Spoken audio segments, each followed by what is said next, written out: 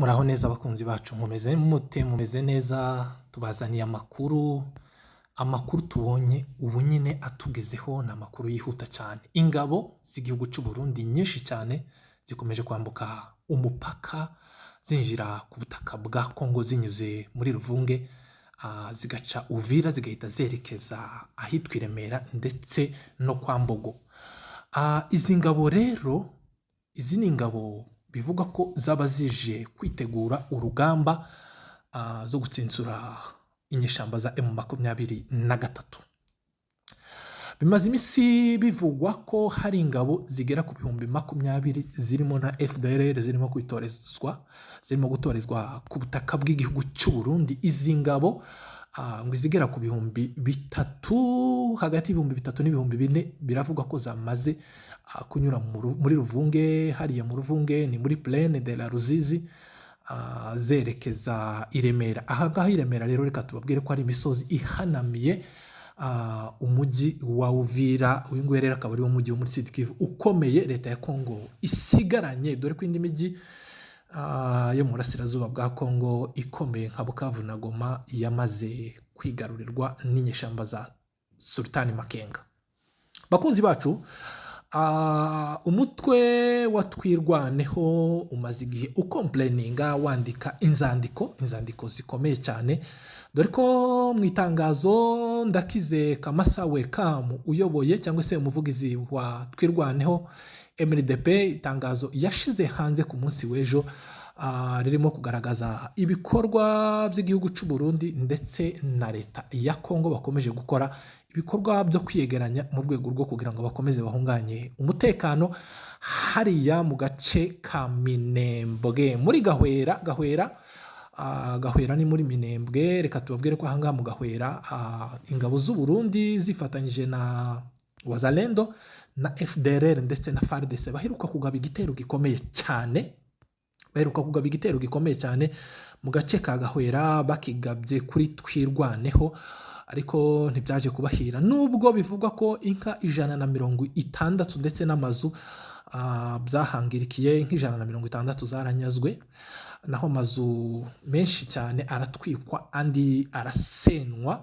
Ariko rero Twirwaneho ikaba yarabashe gusubizayo izi ngabo z'igihugu cy'u Burundi na FARDC ndetse na Bazalendo na FDLR tutayibagiwe. Reka tubabwire ko kandi muri iryo tangazo umutwe wa Twirwaneho washize hanze wasobanuye ibijyanye n'ingabo z'u Burundi ndetse na FARDC bivuga ko zafatiwe ku rugamba n'aba basore bo muri Twirwaneho.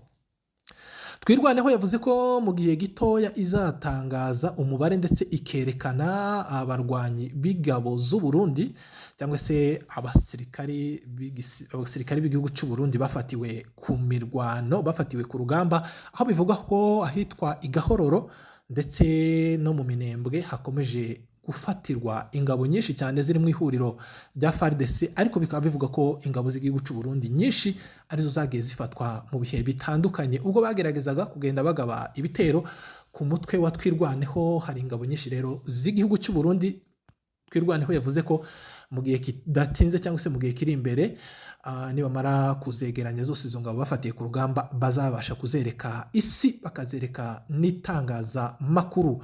Abantu rero bakaba bakomeje kwibaza icyo uyu mugabo uyoboye igihugu cy'u Burundi yaba ashaka ku butaka bwa Kongo, dore ko abo mu bwoko bw'abanyamurenge bakomeje kugenda batangaza, bemeza ko, bashimangira ndetse bavuga ko igihugu cy'u Burundi binyuze mu gisirikare cyabo haba hari umugambi mubi wo kurimbura abanyamurenge, dore ko ingabo z'igihugu cy'u Burundi kuva intambara ya M23 yaduka, izi ngabo rwose zahise zijya muri Sud Kivu, dore ko hari n'izari ziri muri Nord Kivu, ariko izari ziri muri Nord Kivu zikaba zaratsinzwe zigakubitwa inshuro zose zigahita zihunga zigasubira muri Sud Kivu. Izagiye muri Sud Kivu rero ntabwo zagiye mu gihugu cy'u Burundi, igice kimwe cyahise kinyura inzira y'Iremera berekeza mu Rurambo ndetse naho Gahororo twavugaga baheruka gukubitirwa cyane na Twirwaneho. Ikindi gice kinyura hitwa Makobora kija kwa Mbogo ndetse kikaba kiri no mu bice bya Bibogobogo. Izi ngabo z'u Burundi rero zakomeje gutungwa agatoki mu gushigikira Mayi. Reka tubabwire ko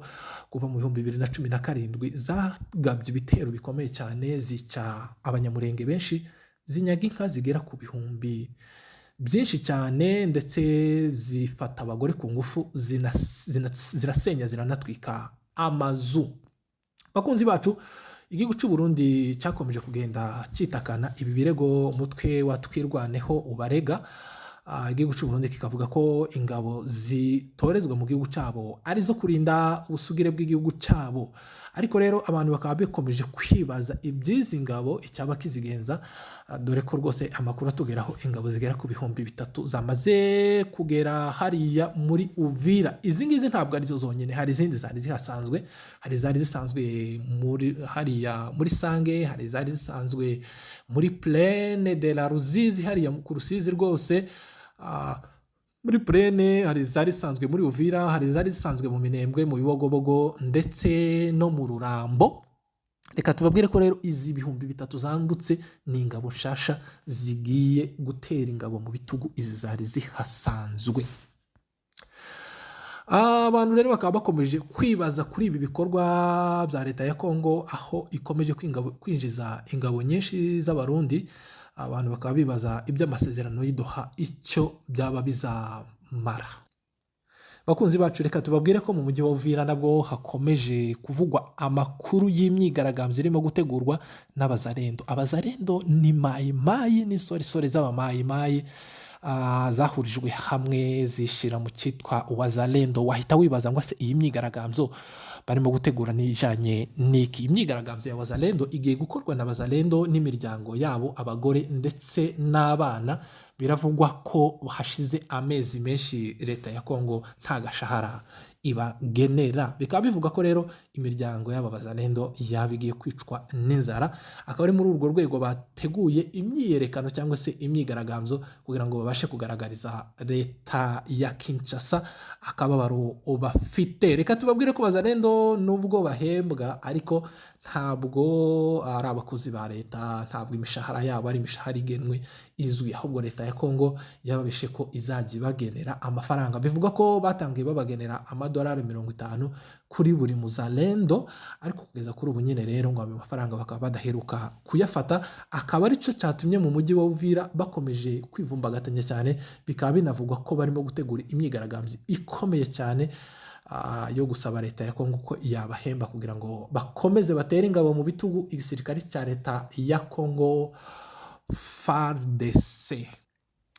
Bakunzi bacu, umutwe AFC M23 nawo ukomeje kugaragaza imbogamizi mu masezerano yasinyiwe i Doha muri gihugu cya Qatar. Leta ya Kongo nta munsi n'umwe, nubwo amasezerano akomeje arimbangije, impapuro zirimo gusinywa, ariko M23 yaheruka gutangaza ko nta munsi n'umwe bigeze bahagarika ibitero ku birindiro byabo muri Masisi, muri Rucuru ndetse no muri Karehe.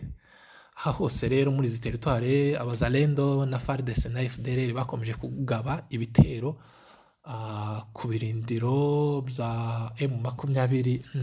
M23 ikaba yemeza ko ibi bikorwa bigayitse by'ihuriro rya FARDC nibidahagarara bazahita bimbura intwaro kugira ngo bakomeze barinde usugire bw'igihugu cya Kongo ndetse barinde n'abaturage babo.